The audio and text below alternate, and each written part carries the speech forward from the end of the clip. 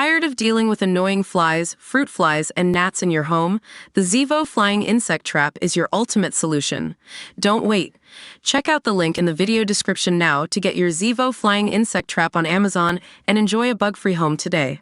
100 years ago, across the world, people were falling asleep uncontrollably. Not from a hard day's work or a late night, but a disease known as sleepy sickness. Victims fell into a slumber so deep that those who caught it often didn't wake for weeks, or even months, at a time. It was also deadly, killing 30 to 40% of those affected, usually from respiratory failure. An epidemic, it emerged from northern France in 1916, spreading first across Europe, and then to North America, Central America and India, before disappearing almost entirely by 1930. To this day, no one knows exactly how it spread, what caused it, or if the disease could return. Called encephalitis lethargica, EL, it first caused flu-like symptoms, including a headache, nausea, joint pain, and a fever. From there, it spread to the eyes, which became uncoordinated, leading to double vision. The eyelids then began to droop, and patients were overwhelmed with the need to sleep, day or night. To view this video, please enable JavaScript, and consider upgrading to a web browser that supports HTML5 video. Although they could often be woken, patients would quickly fall back asleep, many experiencing vivid dreams or nightmares as they did. Some, however, were comatose. In a magazine article uncovered by Scientific American, Eleanor Carey, a young woman living in New York, described the disease as like being buried in a pit as deep as the center of the earth. After 2 months of illness, I was in little pain. In fact, I was very comfortable, provided they did not prod me nor stand me on my head, turn me over in bed, nor dash cold water on my face to waken me, she said. It was so heavenly just to be allowed to sleep, but these people around me seemed determined to prevent my being comfortable. When the idea finally crept through my sleeping brain that I must waken, it seemed to be a physical impossibility. I wanted to be obliging, but I just could not.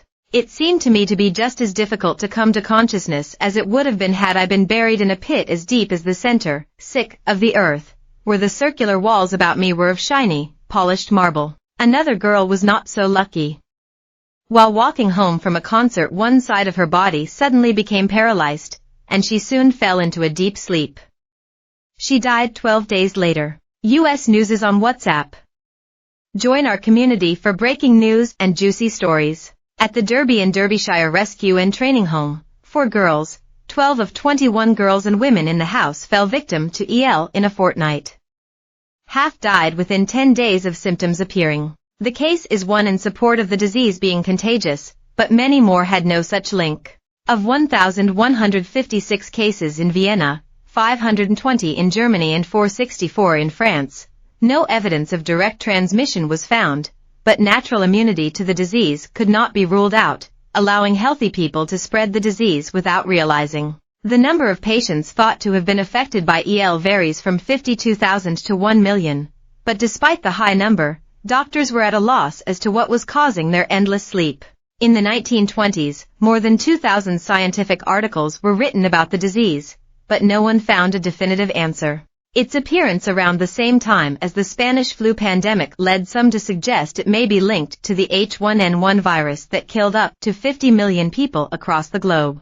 But analysis then and more recently, thanks to well-preserved brain samples, has shown no evidence of a bacteria or virus that might trigger such a reaction. Others argue it could be an autoimmune response, an overreaction by the body triggered by a cold or flu virus, rather than a result of the infection itself.